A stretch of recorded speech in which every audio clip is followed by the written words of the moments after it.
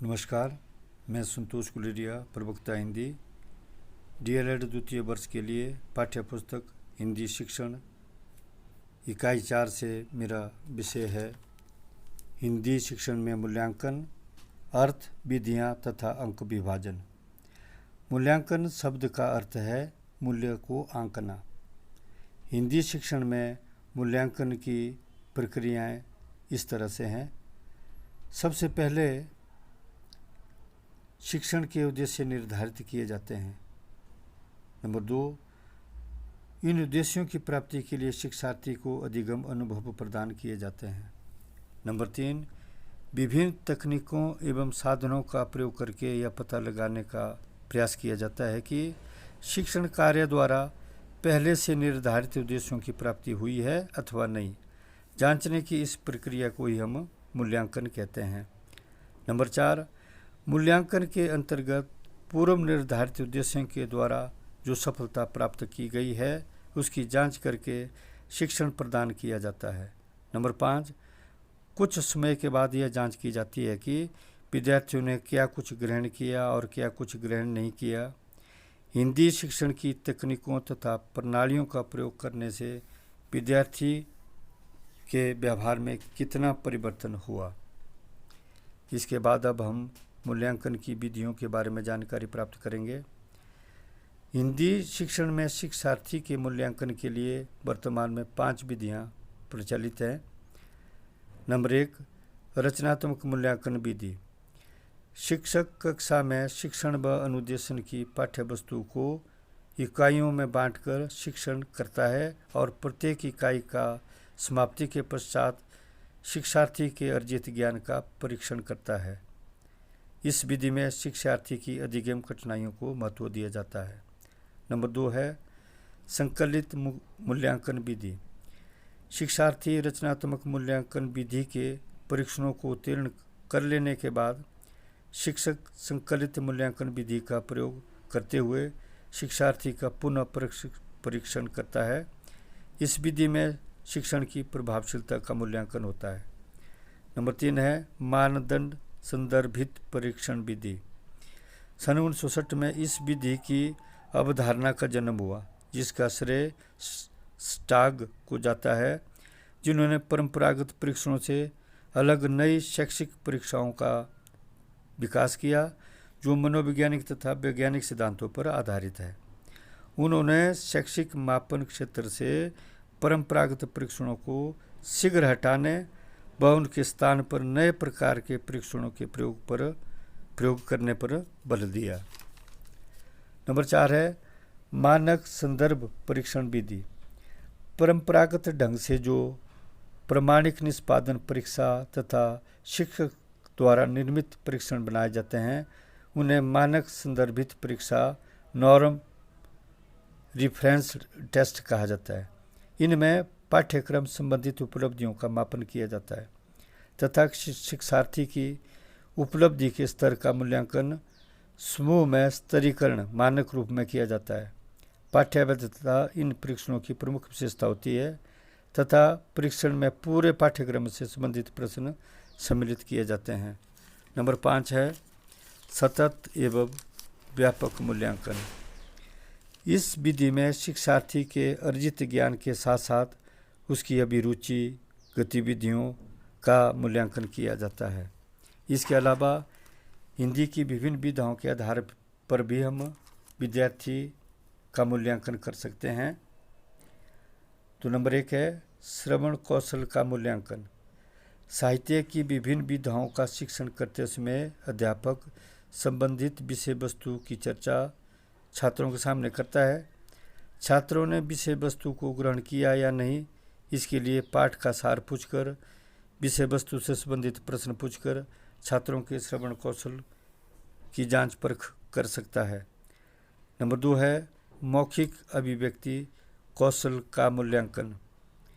इस कौशल का विकास किस स्तर पर हुआ है, इसकी जांच मौखिक परीक्षा या प्रायोगिक परीक्षा के द्वारा भी की जा सकती है।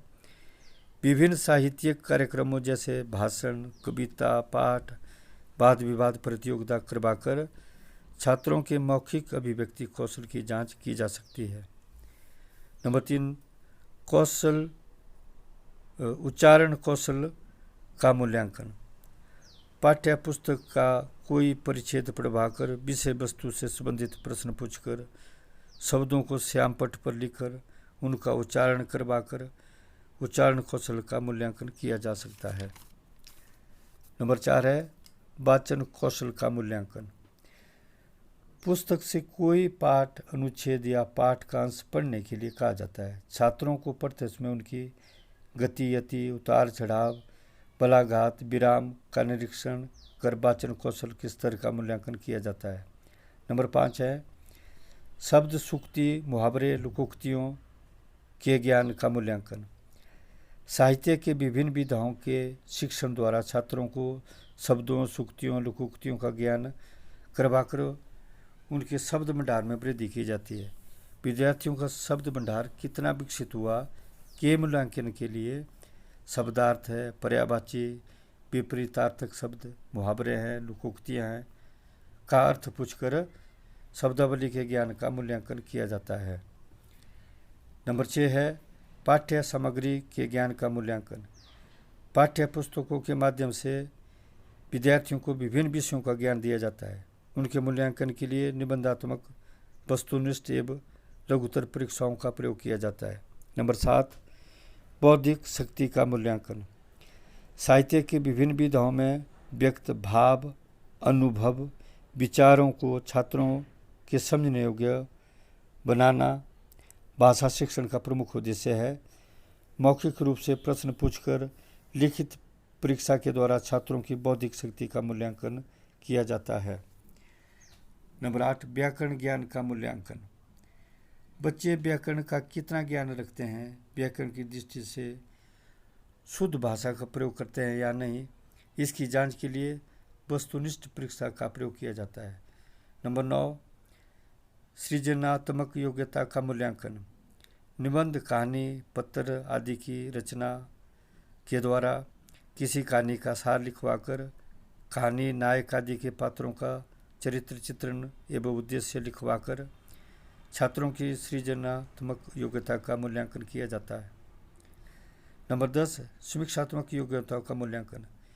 किसी भी विषय वस्तु के गुण दोष को परखने वाला व्यक्ति जीवन में हर मोड़ पर गुण दोष की परख कर सही दिशा निर्धारण में समर्थ होता है। छात्रों की समीक्षात्मक योग्यता का मूल्यांकन करने के लिए लघुतरात्मक, निबंधात्मक परीक्षा का प्रयोग किया जाता है। अंक विभाजन के आधार पर मूल्यांकन। तो हिंदी शिक्षण के विद्यार्थियों का मूल्यांकन करते समय अंक विभाजन इस तरह से किया जाता है कि सबसे पहले हिंदी शिक्षण के उद्देश्यों के आधार पर अंक विभाजन। इसमें जो प्रश्न पत्रों में जो प्रश्न है वो ज्ञान, अनुप्रयोग, बोध, अभिव्यक्ति, कौशल इस पर आधारित होते हैं। नंबर 2 प्रकरण, विषय का स्वरूप के आधार पर अंक विभाजन। प्रश्न पत्र में प्रत्येक साहित्यिक विधा तथा प्रत्येक अध्याय से संबंधित प्रश्नों का चयन किया जाता है। यदि कोई इकाई महत्वपूर्ण है तब उससे संबंधित 2 प्रश्नों को भी प्रश्न पत्र में सम्मिलित किया जा सकता है।